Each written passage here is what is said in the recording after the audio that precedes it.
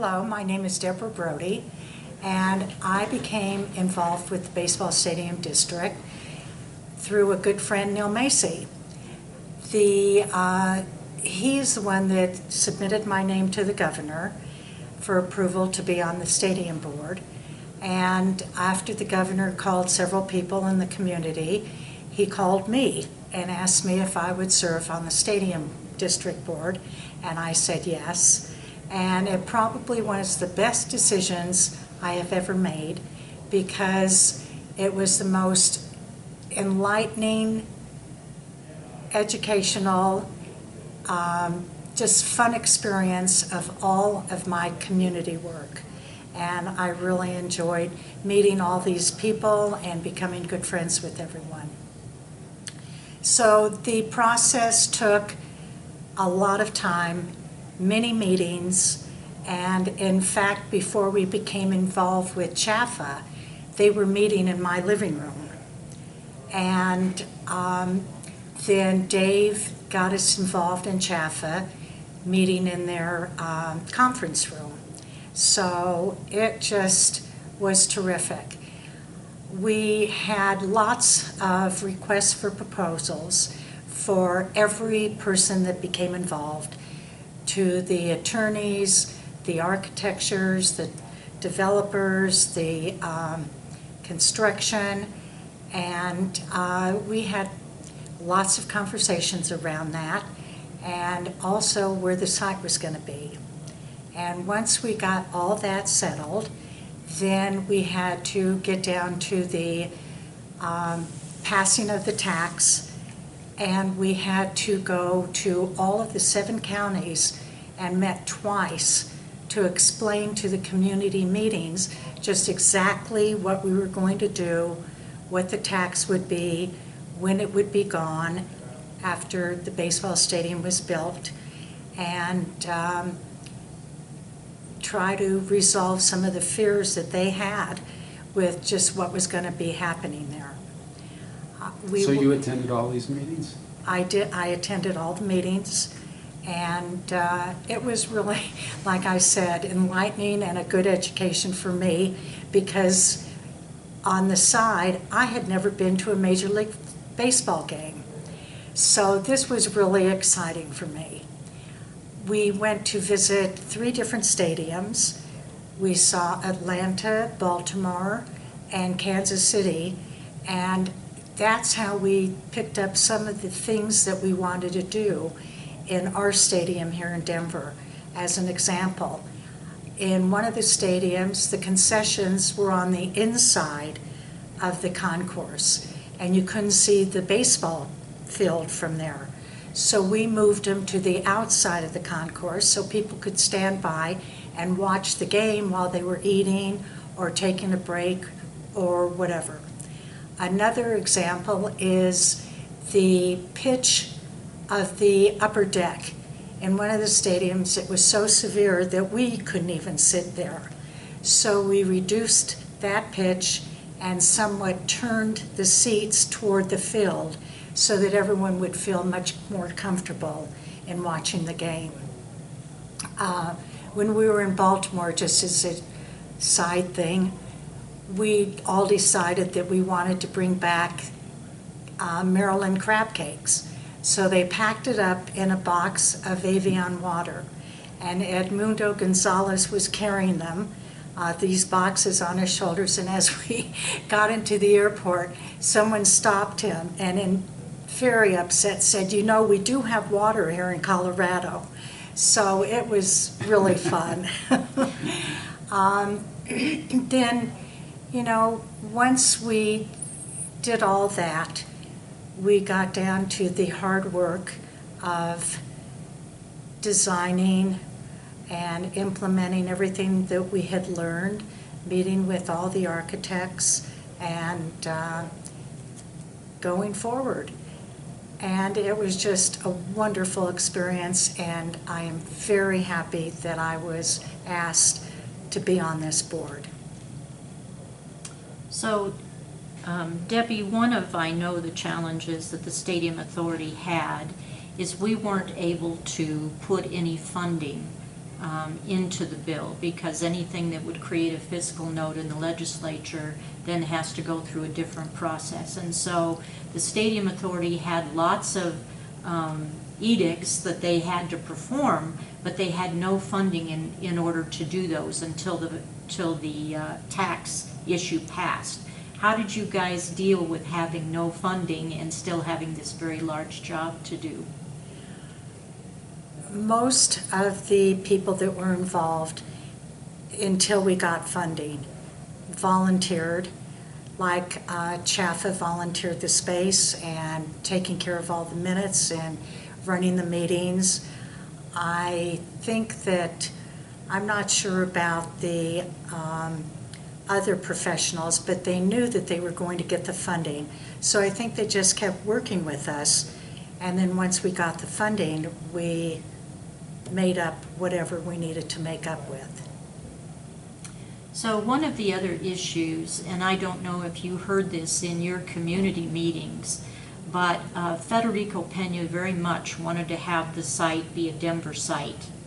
And the other communities were feeling like, is this a tax that is just going to really help Denver, but everybody's constituents were going to have to pay? So I know we put into the bill this opportunity for revenue sharing. Did that help the Stadium Authority at all in terms of trying to narrow down sites? Or did every city and county come up with a plan that they wanted you to consider? Most of the sites that were responded to the request for proposal, several of them were in Denver, and 2 of them were outside of Denver. But we felt that along with the revenue sharing that was brought in, that everyone felt it would be much easier, since Denver was the center, to get to Denver, and people could walk if they wanted to the stadium. It was just an overall better experience for everyone. So except for the site that was picked, were there any other sites that were really in contention? No. Do I say that? Yes, sure, that's the truth. One of the other problems is that the Senate sponsor had decided to take eminent domain out of the bill. And I know that the Stadium Authority, when they began to try to negotiate with property owners to acquire the site that the baseball stadium is on today, had a holdout from the Copperthwaite family on home base. I'm sure that was a challenge. How? I don't remember. I remember that, but I don't remember just exactly what we did to resolve it. Okay. To be honest with you. Did anyone else answer that? No, we haven't answered No, that that's question why we asked yet. that question. Yeah. Nobody's Okay. answered that one. I remember, you're absolutely right. There was a corner piece of property that was holding out, and somehow or other it got resolved with pressure. And I really don't remember exactly all the details of it. Well, I know we had to come back and put eminent domain in the bill, and I don't remember if you all had to exercise We did. the eminent domain We did. power. Yes, we did. Is that what you want me to Yes, say? yes, yes, and condemn the site. So when you were trying to figure out the stadium design, was there, did you have an architect on board at that time? Oh, yes. We had And- HOK.